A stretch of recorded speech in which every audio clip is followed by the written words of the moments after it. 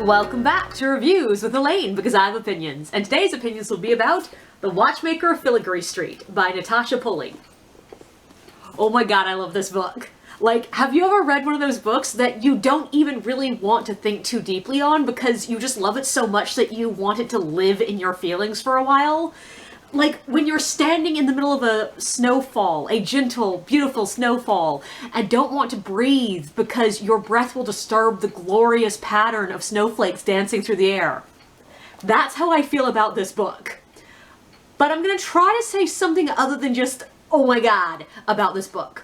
So, give me a minute. First, what is this book? The Watchmaker of Filigree Street is the story of a young man named Thaniel, who's a clerk in 1880s London. He's a telegraph operator for the Home Office when a bomb threat comes in. Irish nationalists are planning on bombing Whitehall, and, I mean, forewarned is forearmed. And, like, the proper authorities start searching out the bombers and the bombs, but Thaniel goes on about his business, just including small precautions here and there in case he dies suddenly, and his sister has to come in town to put his affairs to order. But that night, when he gets home, he finds a mysterious watch. A watch that he cannot open, that he cannot pawn, and that he has no idea where it came from. When his watch warns him, mere moments before the bomb would have killed him, Thaniel seeks out the watchmaker, assuming he is probably involved in this whole plot to bomb Whitehall, but what he actually finds is much stranger, and will reshape his life completely. So have you ever read one of those books that as much as an hour later you find yourself just bursting into tears because it was so beautiful? I cannot stress to you how much I love this book. I really cannot. I love the clockwork octopus. I love the descriptions of everything Mori makes. I love the way it makes the world feel like magic, while also feeling really grounded and just on the edge of possible. Like, part of this comes from the fact that everyone that interacts with Mori and the stuff that he makes, they treat it as impressive, amazing, but possible. Like, yeah, Mori's clockworks, not actually possible. Clocks cannot do that. And he is himself doing stuff that is honestly fucking magic. But there's science in the book, and even though it is not always our science, like some of the scientific explanations don't actually make that much sense, but the way the different characters interact with it, especially Grace, and the way she explains things, makes it sound really viable. And there's enough connections to our world and our version of physics and clockwork that it feels real. And that's a stumbling block that I feel like a lot of fantasy falls on.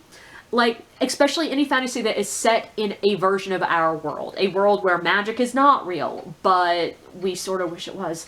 But there is that awkward bridge between belief and disbelief. When characters jump into believing far too quickly, it often feels rather childish and, like, stupid and not really thought out. And when characters take too long to come to belief, you just end up reading like 100 pages of them constantly saying, but it's not possible, and it just gets boring. And also you do sort of look at them like, eventually you're going to have to acknowledge what's possible. And a lot of fantasy hits that stumbling block, and you sort of just have to hand wave it away and just let go of it and accept the fact that that was not realistic and keep moving on. But this book jogs through that obstacle course as if there are no obstacles. And it has to do it multiple times. There are multiple different characters who have to acclimate to the fact that what Mori's doing is somehow possible in this world. And each different character takes a different route, and each different character takes the time that would be necessary for their character to take. It all feels very authentic and real. Like, Grace comes to it very quickly. Like, she comes to accept things, like, insanely fast, but that makes sense because she's literally doing physics experiments that she thinks explains what's going on in the exact same time. So for her, it's like, oh yeah, this is just a continuation of what I know is reality. And, like, the way she explains things, and also the way that Spindle, the other clockmaker, explains the clockwork, it makes a kind of emotive sense that had me nodding along, even while a more intellectual part of my brain is going, yeah, that's not quite how, that's not quite what's going on, like, that's not... And to me, that is way magic should work in fantasy. It should make an emotive sense even if it's not explicitly logical with the logic of our world. And it's logical within the world that it's made in. And like, part of the reason that I feel like the glory of this book feels really fragile to me, and why I sort of don't want to touch the glory of this book and don't want to think too deeply, is because it does feel fragile. It's all like, all the magic system and all the way it works is really complicated. And there's this sort of logic puzzle at the core of it that I'm teetering on the edge of wanting to really tear into the logic and think deeply on it, while part of me also just wants to stand back and see this beautiful knot and not untangle it, because I know once I untangle it, it won't quite be as pretty as it was before. And I think the logic will hold up. Like, it feels like the logic will hold up. But I sort of just want to stand back and admire the Gordian knot for a while. And it's all just beautifully glimmering and magical. And like, literally there's color and light everywhere. The author did a beautiful job of painting the contrast between the grayness of Thaniel's normal life and the utter glory of Mori's workshop and the life that he stumbles into when he stumbles into Mori's workshop. And on that note, I also just love these characters. At least I love the ones I'm supposed to love.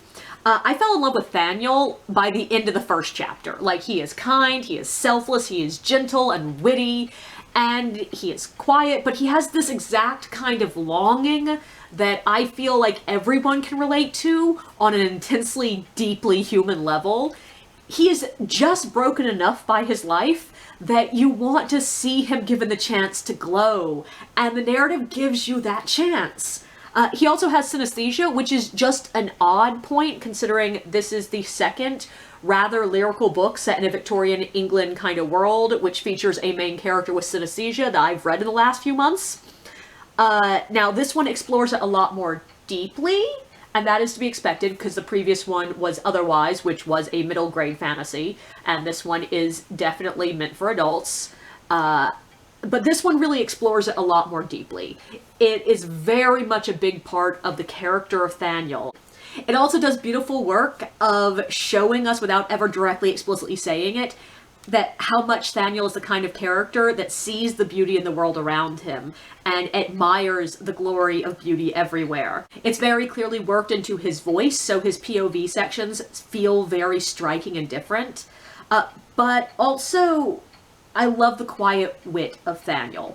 Numerous characters miss how intelligent Thaniel is, and you totally see how they can. He is the type of character that in real life would disappear into a crowd.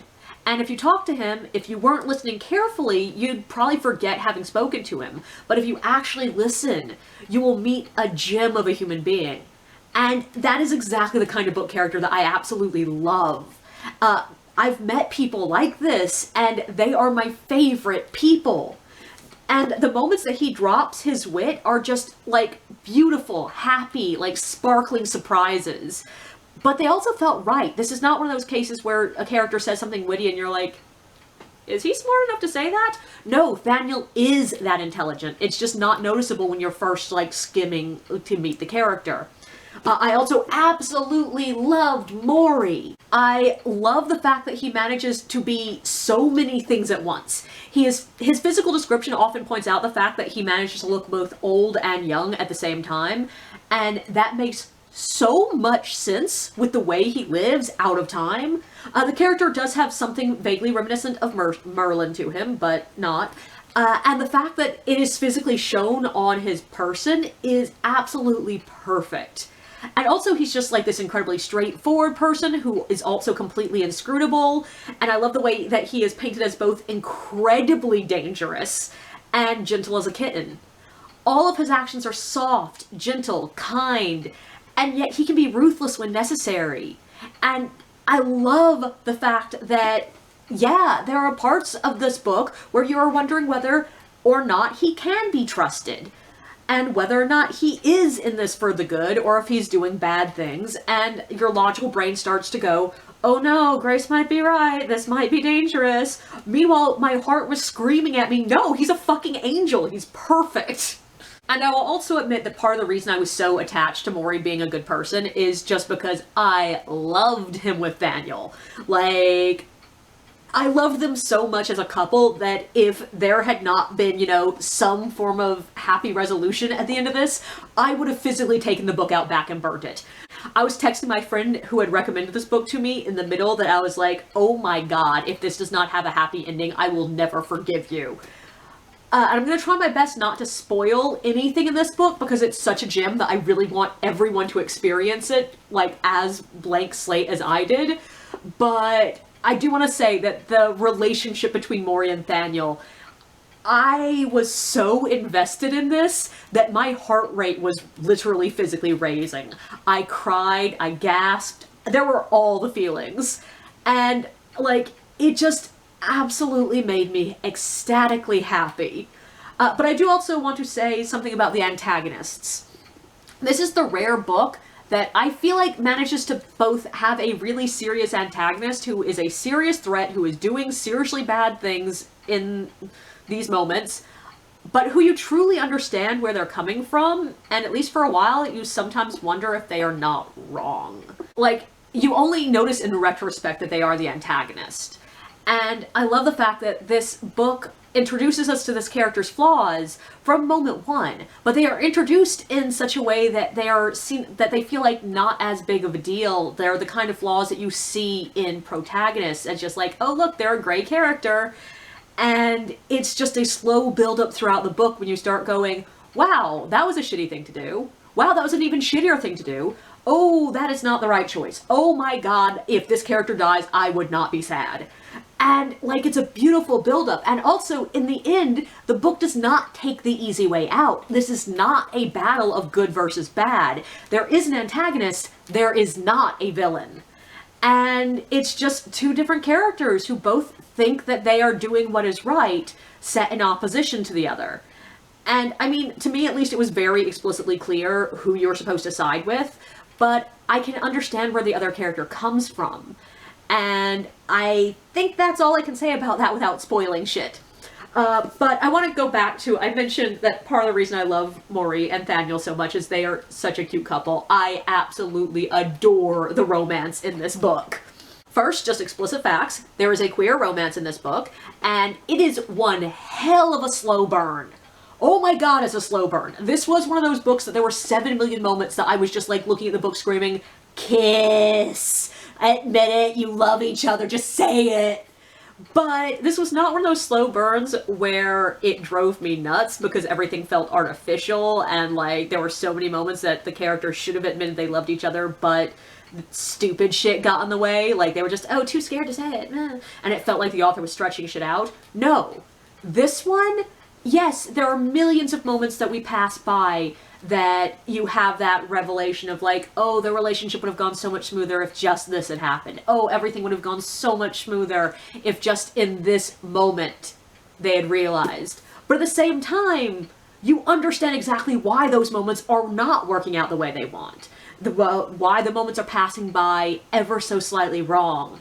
And it's just, there's so much that is the tragedy of the random. And like, yeah, that's a major theme in the book, the question of random chance versus character choices. And I don't know about you, but that is a theme that really hits me hard.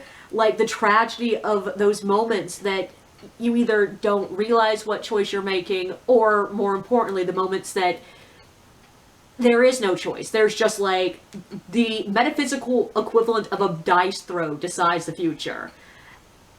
And there's a real tragedy in there, and this book is very much exploring that concept, and also like how much of choice versus chance there is in life. There are so many really intense themes here, but I am getting distracted. The romance.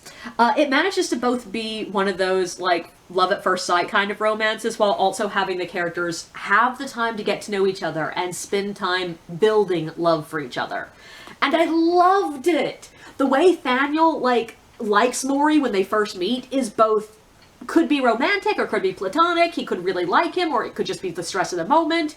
He might be right about Maury. He might be wrong. It's so full of so many possibilities. And then we get just a cute little admiring look here, a focus on something beautiful over here, a touch on the wrist here, brushing shoulders here, and you totally get why they aren't saying anything, because you're not sure if you're imagining it too. And they're just so fucking cute together. And the contrast with Grace is absolutely perfect. Like, it's pretty clearly pointed out by the end of the book that Maury never once questions Thaniel's abilities, his intelligence, or his strength. Grace spends the entire book thinking of Thaniel as less than her. Now, she honestly spends the entire book thinking of everyone as less than her, and the moment she clearly realizes that she has been doing so is chef's kiss perfect. Like, I absolutely love it.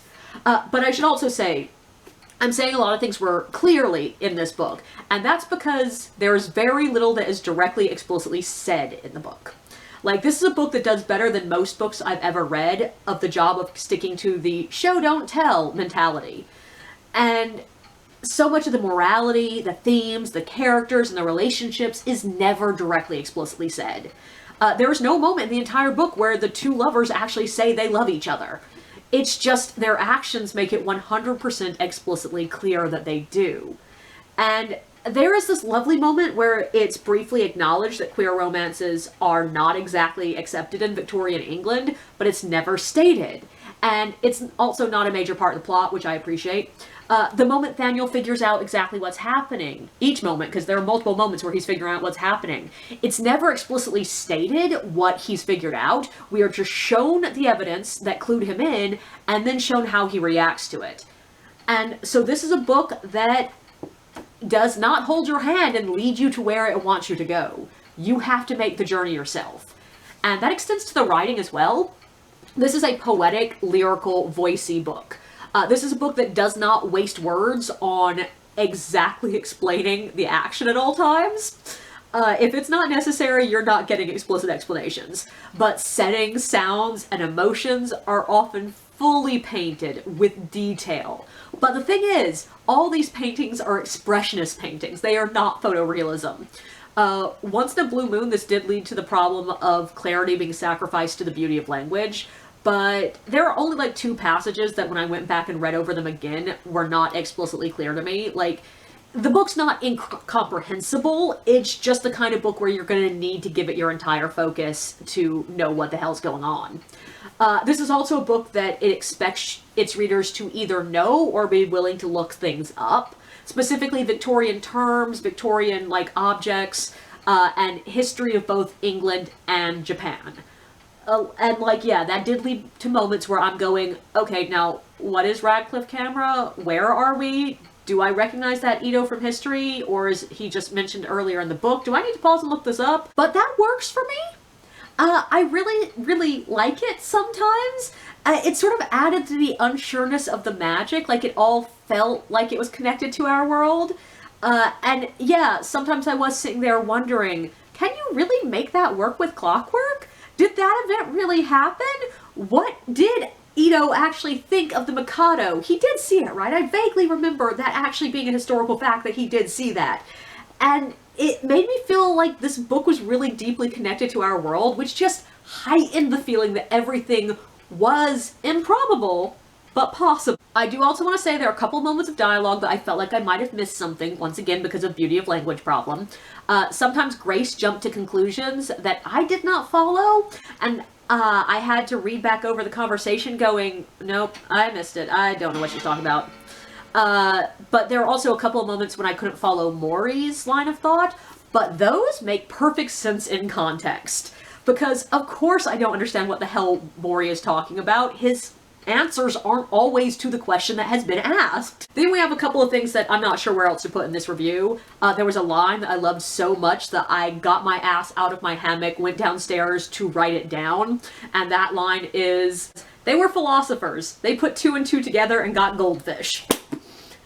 And I just love that. It was a really good line and also hilarious because I was reading Small Gods a couple of books ago and it feels pertinent to that. I also love the fact that there are moments when other characters can remember things the way Maury does, but only in a shadow of the way he does it. So it feels like an extension of something very natural. Like there's this glorious passage where one character thinks about the moment when something could have happened differently, and he thinks of it as a glass tunnel. Like, you can see the other possibilities that could have happened, but you cannot access them. And that is something that is real world, and, like, I have had those moments, and so it feels like Maury's abilities are just an extension of something perfectly natural, and it made him feel fully probable. I should also warn you, this book does feature Japanese characters living in London in the 1880s, and a few characters have to deal with some things that are just racist. If that's something that's going to be hard for you, it is in the book, though at least from my perspective, which you know what my perspective is, I am a white woman, I'm gonna miss shit. But from my perspective, it doesn't seem super aggressive, but the theme is there.